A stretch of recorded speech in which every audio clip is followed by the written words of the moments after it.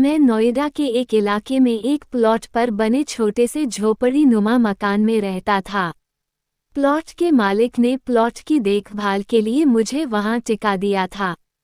Plot के मालिक की उस प्लॉट पर एक बहुमंजिला अपार्टमेंट बनाने की योजना थी, जिसके लिए बिल्डरों से बात चल रही थी। मुझको महज 8,000 पगार मिलती थी, पर बेकार बैठे रहने के बजाय ये भी बुरा ना था।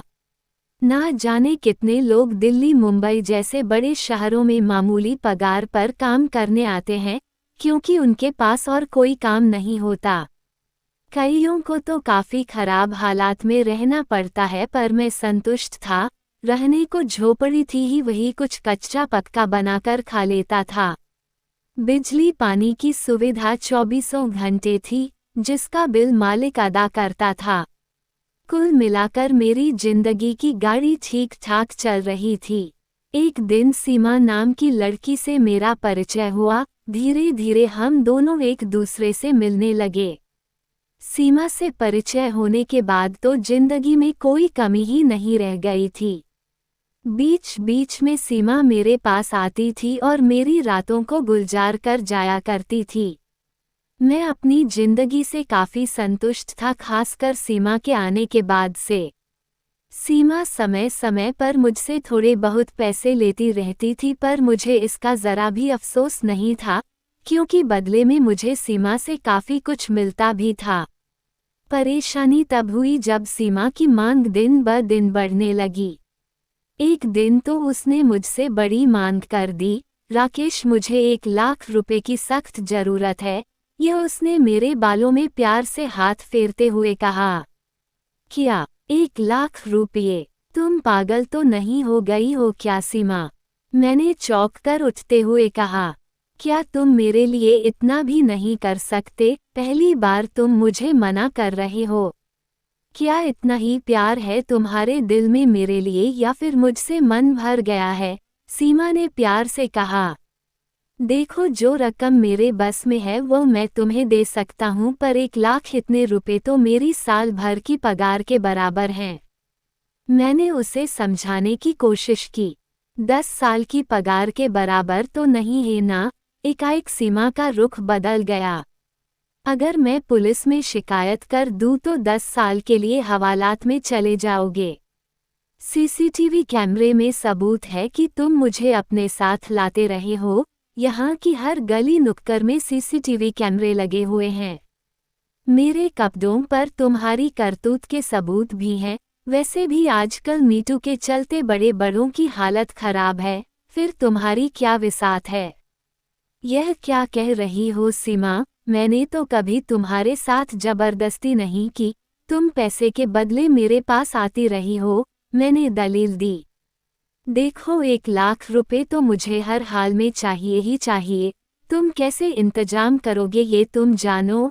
1 हफ्ते का समय है तुम्हारे पास, कहते हुए सीमा चली गई और मैं हैरान सा उसे जाते हुए देखता रहा। इसके बाद से मैं काफ़ी चिंतित रहने लगा था। मेरी कुल पगार 8,000 महीने थी, जिसमें से 3-4 हज़ार रुपये तो मैं सीमा पर ही लुटा देता था। 1,000-2,000 रुपये घर भेज दिया करता था, बाकी मेरे खाने पीने पर खर्च हो जाया करते थे। पैसों के लिए एकमात्र सहारा मेरा मालिक था, जो 1-2 महीने से ज़्यादा की एडवांस पगार नहीं दे सकता था। तो फिर क्या किया जाए? अगर सीमा ने पुलिस में शिकायत कर दी तो मुझे लेने के देने पड़ जाएंगे। 1 साल पहले ही मैं नोएडा आया था, कोई ऐसा जानकार भी नहीं था जिससे मुझे पैसों की मदद मिल सके। सोच विचार के बाद मेरे दिमाग में एक ही उपाय आया, सीमा को रास्ते से हटाने का, उसकी हत्या कर देना। पर लाश को कहाँ और कैसे ठिकाने लगाऊंगा, ये बहुत बड़ी समस्या थी। काफ़ी सोच विचार के बाद मैंने लाश को प्लॉट के एक कोने में फेंककर खुद पुलिस को सूचित करने की योजना सोची। मैं खुद शिकायत करूंगा तो पुलिस को शक भी नहीं होगा। फिर अगली बार जब सीमा मुझसे मिलने आई तो मैंने उसका दिल खोलकर स्वागत किया। जैसे तैसे मैंने रुपयों का इंतजाम किया है।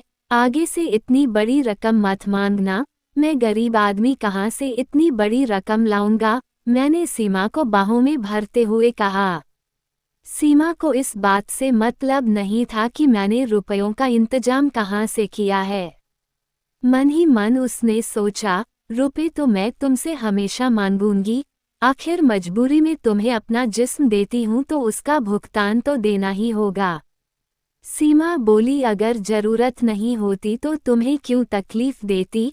फिर हम दोनों एक दूसरे के आगोश में समा गए। मैं सोच रहा था कि मैं आखिरी बार सीमा के जिस्म को भोग रहा हूँ, इसके बाद तो इसे खत्म कर देना है। इसलिए मैं जमकर उसके बदन का मजा ले रहा था। सीमा सोच रही थी कि आज 1,00,000 रुपये लेने के बाद फिर कब उससे रकम मांगनी है। मौका पाकर मैंने सीमा का गला दबा दिया, फिर लाश को एक कोने में जाकर फेंक दिया। मुझको अपने प्लान पर पूरा भरोसा था, इसलिए मैं आराम से सो गया। अगले दिन सुबह मैंने पुलिस कंट्रोल रूम को फ़ोन कर जानकारी दी कि एक औरत की लाश प्लाट के एक कोने में पड़ी हुई है।